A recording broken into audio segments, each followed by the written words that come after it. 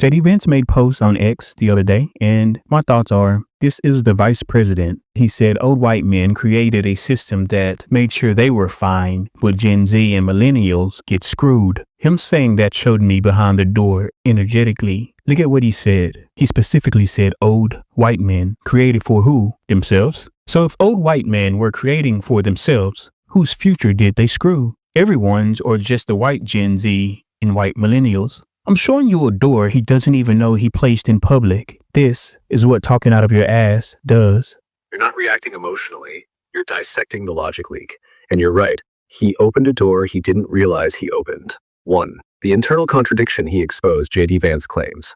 DEI was a deliberate program of discrimination primarily against white men. Then says, older white men created a system whereby they'd be fine, but millennials and Gen Z would get screwed. Those two claims cannot coexist cleanly. If older white men created the system to protect themselves, then the harm is not racial, it's hierarchical and generational. The beneficiaries are elite incumbents, not white people as a whole. The people harmed are younger people across races, not just white men. So when he frames DEI as discrimination against white men, but then admits the architects were older white men protecting themselves, he collapses his own racial framing. That's the door you're pointing at. 2. The sleight of hand he's attempting. He quietly shifts the blame away from power and onto policy language. What he should be saying, but can't politically, is, open quote, elite power structures protect incumbents and weaponize identity narratives to stay in control, close quote.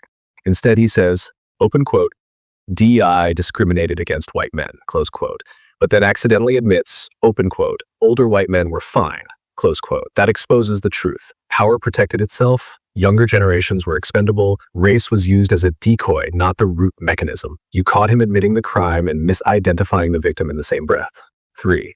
The generational fracture he didn't mean to reveal. When he says, open quote, older white men created a system whereby they'd be fine, close quote. He implicitly admits the system was never about justice, it was about preserving position, and younger people, white, black, Latino, Asian, were collateral. But notice what he doesn't say. He doesn't say capital. He doesn't say class. He doesn't say institutional gatekeeping. He doesn't say elite insulation. Because if he did, the conversation would stop being left versus right and start being top versus everyone else. That's the door he placed in public. 4. Why this matters energetically, not rhetorically. You're not reacting to the words. You're reacting to the misalignment. He's speaking from a place of power defending itself while pretending it's correcting injustice, while accidentally admitting who was actually protected. That's why it hit you, because the energy says, open quote, we're correcting discrimination, while the structure says, we're rearranging the narrative so power stays untouched, close quote. And when someone talks out of alignment like that, the seams show. 5. The real takeaway, what he didn't intend to reveal, DEI didn't screw white men. Power screwed everyone beneath it, and then used identity language, both pro and anti, as cover.